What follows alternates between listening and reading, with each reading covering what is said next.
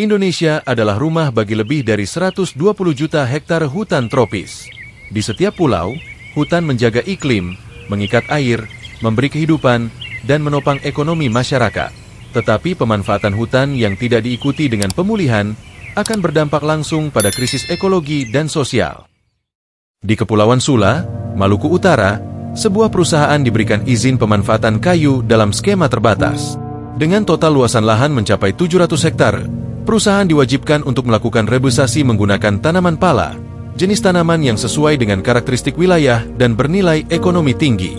Menurut standar rebusasi nasional, pola tanam ditetapkan 10 meter kali 10 meter.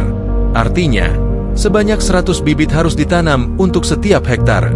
Dengan luasan 700 hektar, maka jumlah minimal bibit yang harus disiapkan dan ditanam adalah 70.000 bibit pala. Namun, hingga saat ini, di lokasi izin belum ditemukan kegiatan rebusasi aktif. Area pembibitan tampak kosong. Bibit yang telah dibeli belum ditanam.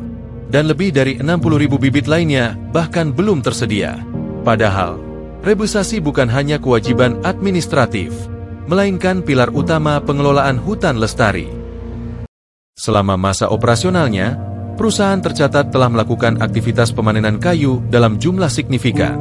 Secara keseluruhan, telah ditebang 7.449 batang kayu, dengan volume total mencapai 30.771,66 meter kubik. Aktivitas pemuatan dilakukan dalam 6 tahap. Tahap pertama, 1.374 batang, 6.035,22 m. Tahap kedua, 1.048 batang, 4.627,43 m. Tahap ketiga, 1.021 batang, 4.666,06 m. Tahap keempat, 1.012 batang, 4.340,00 m. Tahap kelima, 1.432 batang, 5.436,97 m. Tahap keenam, brokol dan kaporo 1.562 batang, 5.665,98 m. Jumlah dan nilai kayu yang dihasilkan tentu memberi kontribusi ekonomi. Namun kontribusi ekologis, yaitu pengembalian fungsi hutan melalui rebusasi, masih belum terlihat.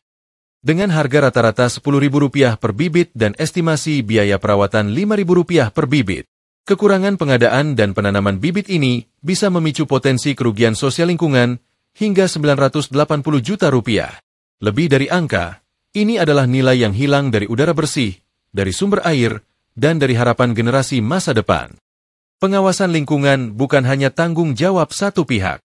Pemerintah Provinsi Maluku Utara, pemerintah daerah Kepulauan Sula, dan seluruh unsur pengawasan kehutanan harus mengambil peran. Negara harus hadir, bukan hanya dalam memberi izin, tapi dalam memastikan kewajiban ekologis dipenuhi secara tuntas. Bahwa pengabaian terhadap rebusasi dapat dikenakan sanksi pidana, denda, dan kewajiban pemulihan 2 kali lipat dari kerusakan yang ditimbulkan. Apa yang kita tanam hari ini akan tumbuh untuk masa depan. Hutan bukan sekadar kayu. Ia adalah ruang hidup. Ia adalah peradaban.